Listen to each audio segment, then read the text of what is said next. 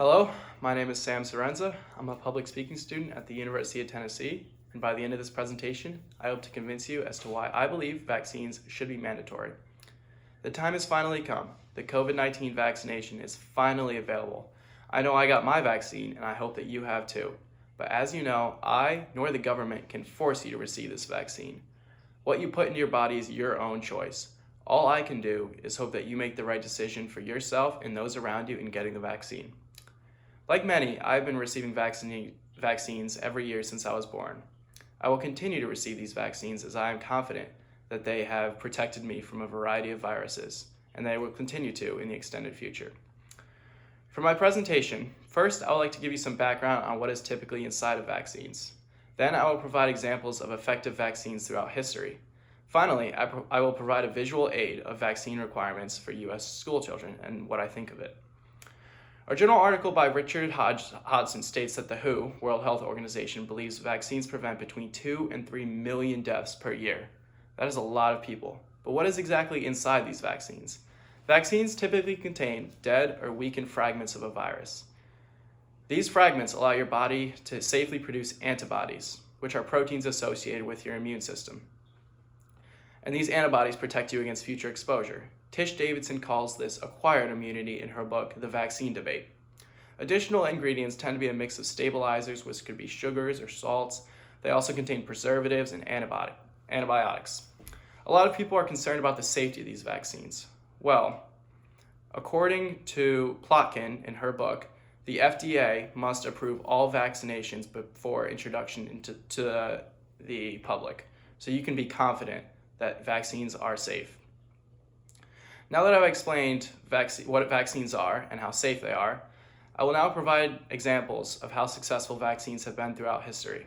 There is absolutely no denying the amount of lives vaccines have saved. Diseases such as smallpox, measles, mumps, polio, rubella, tetanus have all seen nearly 100% decrease in morbidity, or the rate of disease in the population, since the introduction of their vaccine, according to Julie Boone. It is estimated that in 1980, 2.6 million people died from measles. Today, that number sits around 73,000, with the majority of those deaths occurring in East Africa and Asia, where the vaccine is not readily available. As of 2012, vaccines have protected the U.S. from up to 17 preventable diseases. That is a lot of diseases vaccines have been protecting us of. So now that I've explained the importance of vaccines, let's look into vaccine law in the United States. Currently, school children are the only subset of Americans that are required to get vaccinated. Here is a map showing U.S. states and their vaccine requirements for exemption. The yellow states, California, Mississippi, West Virginia, and New York, require medical exemption only for not getting a vaccine. The light blue states, the majority of the central United States, require medical or religious exemption not to get the vaccine. The states in blue are what frustrate me the most. These states allow for medical, religious, and philosophical exemption. Vaccines save millions of lives per year and are always deemed safe before introduction to the public. It's frustrating that these states allow for philosophical exemptions. Why are they even mandatory vaccines if you cannot get them just for philosophical reasons? Now that I have reviewed each of my points, let's summarize. Vaccines are medically cleared devices developed by well-informed scientists in order to keep us safe. They take advantage of our complex immune responses in order to increase our body's resistance to diseases. They have extensive history of success. It is extremely frustrating that 17 states still allow vaccines to not be taken for philosophical reasons. The world is getting bigger. Increased population, easier travel have given vaccines an easier avenue to get around. We are incredibly fortunate for very knowledgeable scientists and medical experts for their understanding of our complex immune system and how vaccines work. These vaccines have been shown to work every time, and they keep us safe all the time.